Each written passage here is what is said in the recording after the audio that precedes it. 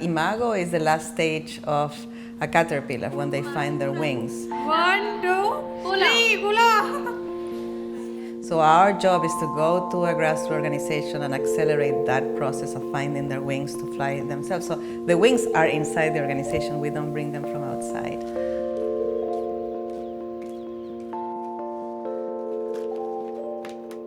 I work all my life to have as much impact as possible on poverty, on especially women in poverty.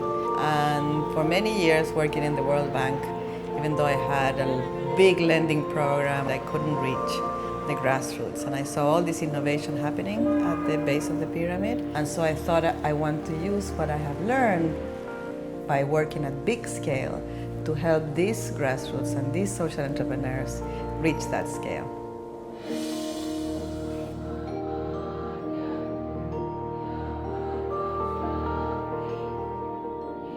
From a union, you are moving towards enterprises.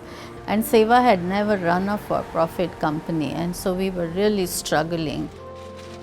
You were an organizer, now you are a salesperson. So it was becoming quite difficult for us to increase the turnover.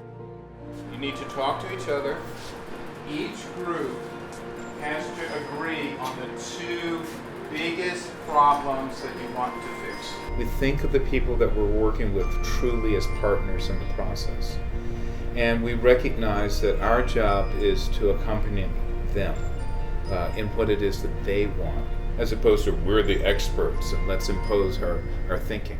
We don't know what the problem is. You have to show us with the toys the problem.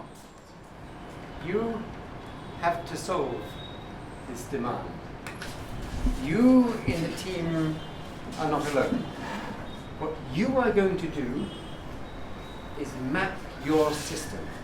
I think my members really look forward to Imago trainings because it gives them that opportunity where they could share, and you yourself are bringing out what are some of the issues, and then they make you to think through that, what could be the alternatives or solutions, and that's what is so great.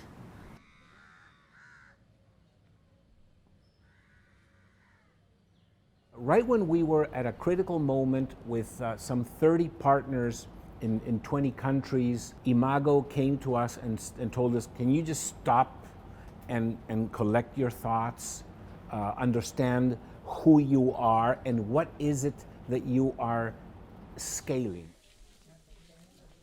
What makes Imago unique is how much they become a part of your team. They're available to think through the more simple questions, the hardest questions. The fact that they believe that the Poverty Stoplight is a tool that can reach global scale also help us see and understand the potential. So it's both finding within themselves the information they need in order to scale, but also bringing frameworks and experiences from other parts of the world that actually have worked, and also what has not worked. What's the vision for scaling up? And finally, monitoring, learning, and evaluation, which is how do you know that that model that you had identified is actually the one that is scaling? By the end of today, to know where you stand on the questionnaire. And what should be our sample size and how should we take the samples? We have a lot of confusion. Whom should we survey? How should we carry on with the survey? Imago poses us the questions which we need to answer by ourselves, and that lets the things fall into their place. The biggest advantage of this collaborative approach that it has built their confidence, that identity, that ownership has definitely developed. In our enterprises, we really see that the turnover started, increasing by 40%, 50%, and now it's doubled. So that's how you can see the results. We need a strategy, and Imago has helped us develop our mission, our vision long term for ourselves and for the world, So for us, it has been a miracle to find Imago in order to view the future of our organization and of our methodology with confidence. I think Imago coming to Seva really helped us in terms of building our own capacity to reflect ourselves. The impact was there in every days of my work. It really helped me to understand the work which I have to carry out and plan my priorities. So how do we enjoy our work?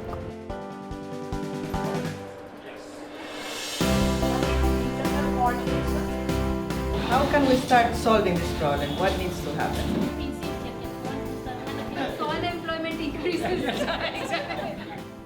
Poverty is about being poor in income-wise, but it's also about not being able to change the world around you.